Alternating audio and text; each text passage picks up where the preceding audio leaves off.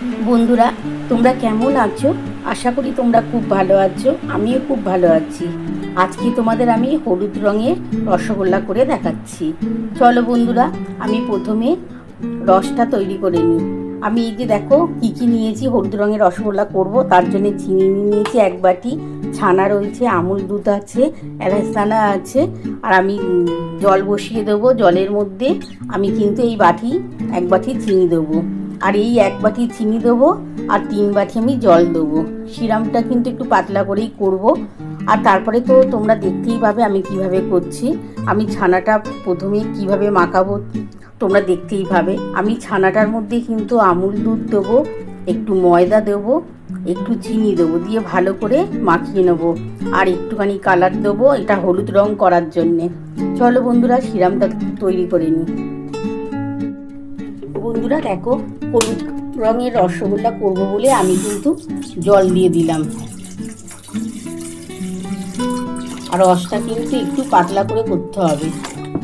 আমি কিন্তু এটা 4 বাটি জল দিলাম, আর এর মধ্যে আমি 1 বাটি চিনি দেবো।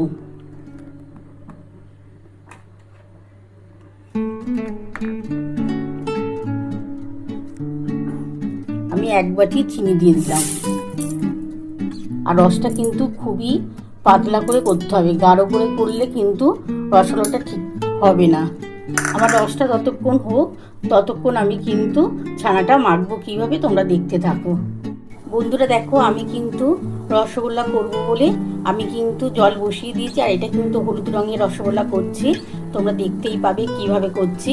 আমি জল বসিয়ে দিয়েছি, আমি কিন্তু 4 বাটি জল আর 1 বাটি চিনি দিয়ে দিয়েছি, আর তাতে কিন্তু দেখো এলাচ দানা দিয়ে দিয়েছি। গ্যাসটাকে জোরে করে দিয়েছি। আমার ততক্ষণ রসটা তৈরি হোক, তারপর আমি ছানাটা মেখে নেব। তোমরা দেখতে থাকো।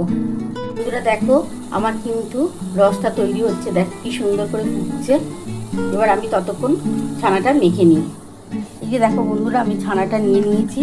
এবার এই ছানার মধ্যে আমি অল্প একটু ময়দা দিয়ে দিলাম, খুবই সামান্য ময়দা দিলাম।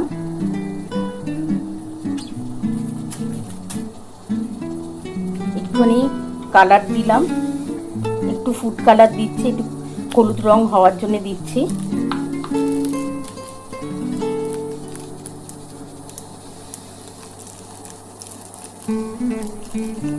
খুবই সামান্যই দেবো কালারটা।